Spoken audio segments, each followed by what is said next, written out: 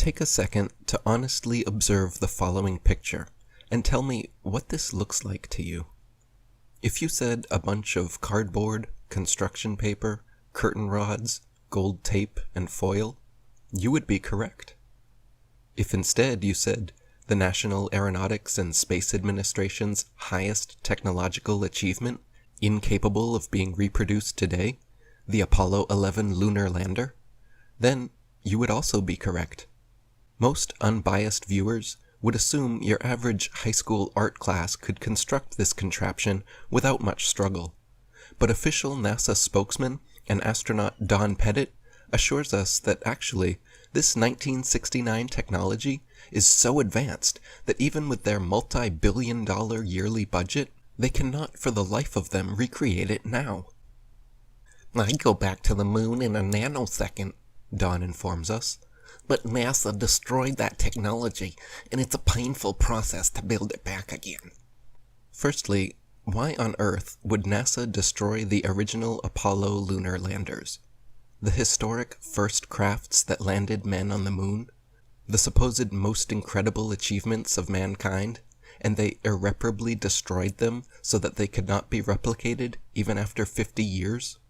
Could it be because they didn't want future generations able to visit museums and see these laughable 1960s attempts at high-tech looking space vehicles? And what other 1960s technology is so advanced and expensive that it cannot be recreated easily and far better now than way back then? Let's take a closer look at this 1960s spaceship and see what else we can notice. For example, look at the paneling here, on the side of the craft. If someone sheetrocked your house looking like this, you would be entitled to a full refund. Yet, with supposedly the best engineers and scientists in the world on the job, this is the kind of craftsmanship NASA provides? Look at the flimsy, haphazard, and careless construction materials and methods used. Look at the buckling, warping, and indentations showing how thin the paneling is. What is this thing? A Twinkie? No, I'm sure it's some super important and necessary high-tech device. Here there are press stubs, and here also has press stubs. But here, and here, they must have run out, so they used gold foil instead.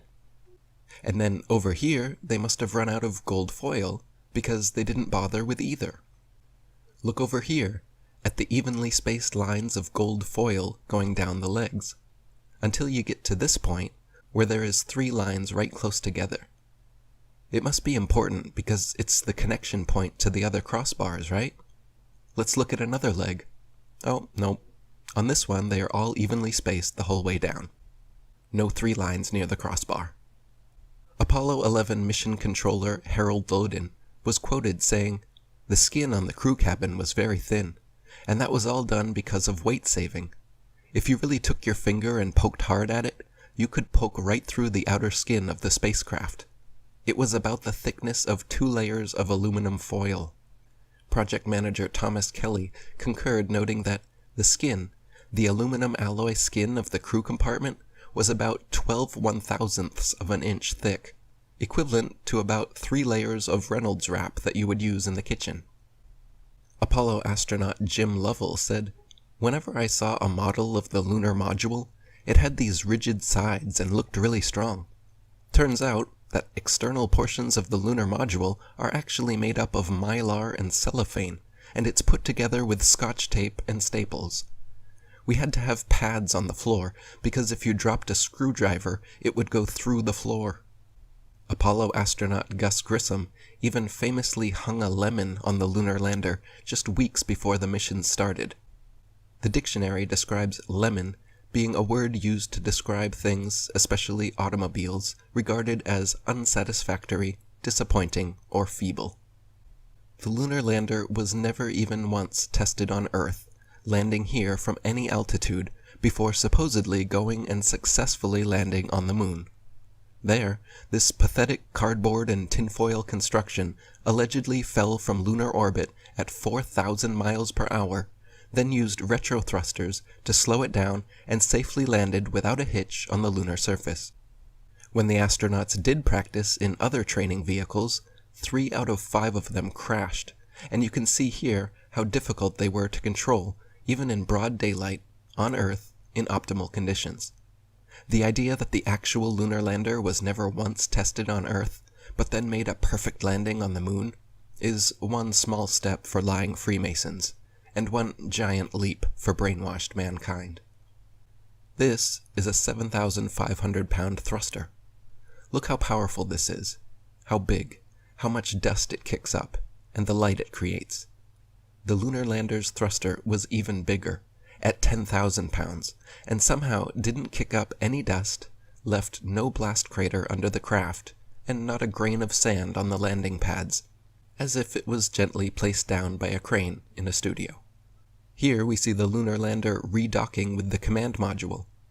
This is clearly fake and made with props, models, and footage similar to the Hollywood creations of the day, such as Stanley Kubrick's 2001 Space Odyssey, created in 1968, the year before the first supposed moon landing. Look at the jerky, unrealistic motions and lack of thrusters being used. The craft is just being turned like a Rubik's Cube somehow, all of this supposedly happening as they both orbit the moon at 4,000 miles per hour. Since many people can't believe this is genuine footage, let me assure you, this is actual, official NASA footage of the Apollo 11 redocking. And this is just the tip of the iceberg when it comes to moon landing hoax evidence.